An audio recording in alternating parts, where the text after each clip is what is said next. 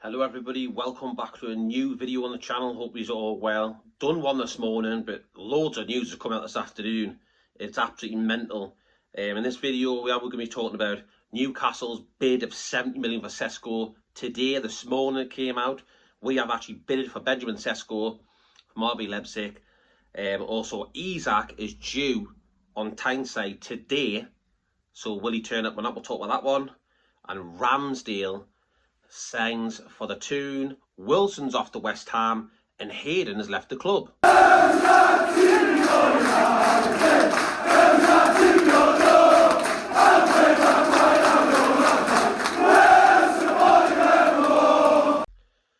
But first of all, we're going to start at the most important news. It is that Newcastle this morning had bidded about £69.8 million for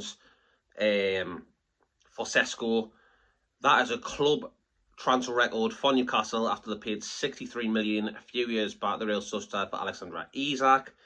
But this morning, Keith Downey had put on, because it took all over, Benjamin Sesko has been left out of RB Leipzig squad. So he's not even in their friendly squad via Atlanta. So that rings alarm bells. He's not in the squad. Our bid goes in. He's not in the squad for their friendly game.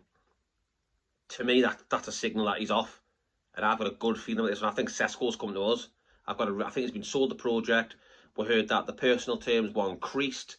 That was on my last video, if you want to go watch it. I'm very positive about this one, me.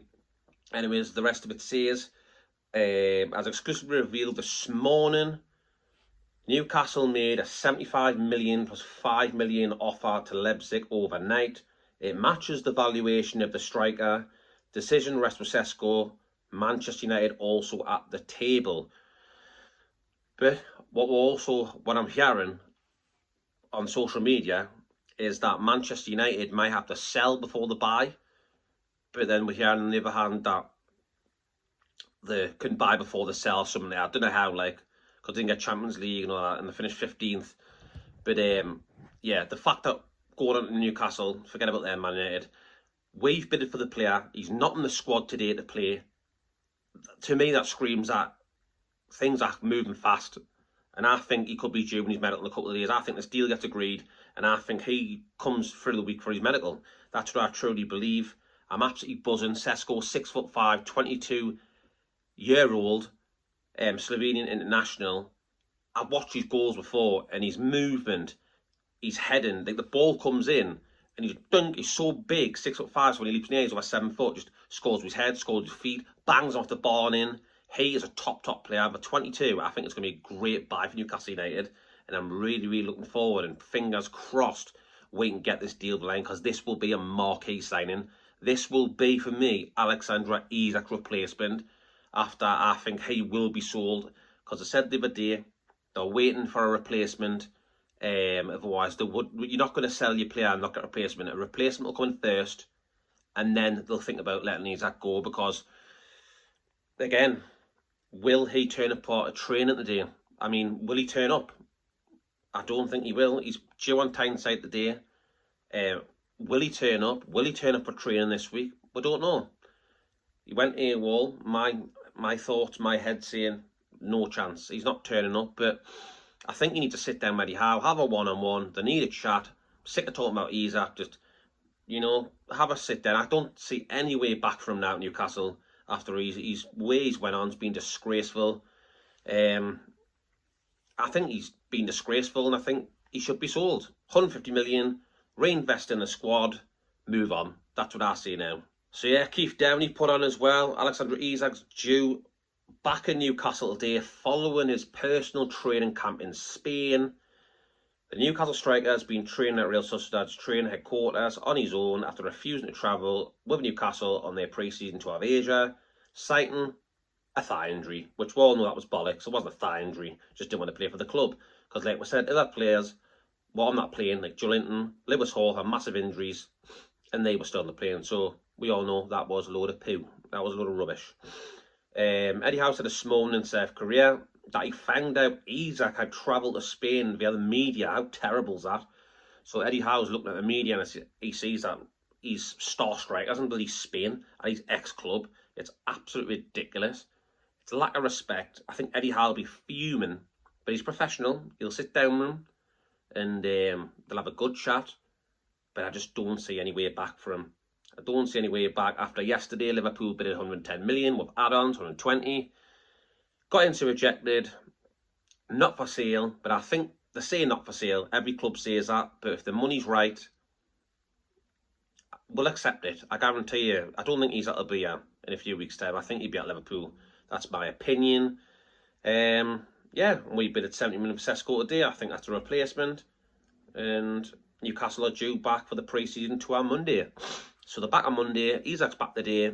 He'll probably have a chat with Eddie Howe. He's going to have to sit down with the board.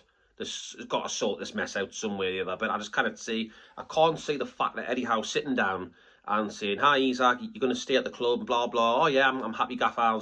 I'll just play for you and score loads of goals." The fans would rinse him in the games after he's done. He'll get griefed. And that's the fact. St James Park, Gallagher Stand, he will get rinsed. I'm telling you now. That's just the way I see it. Anyways, moving on. So then now, Isaac Hayden has left Newcastle United. Romano put it on. Hayden has agreed to leave Newcastle United and will now be a free agent. Championship and European clubs are considering move as potential option. Do you know what it is? Respect Isaac Hayden here, because the fact is, right, he had a year left in his contract.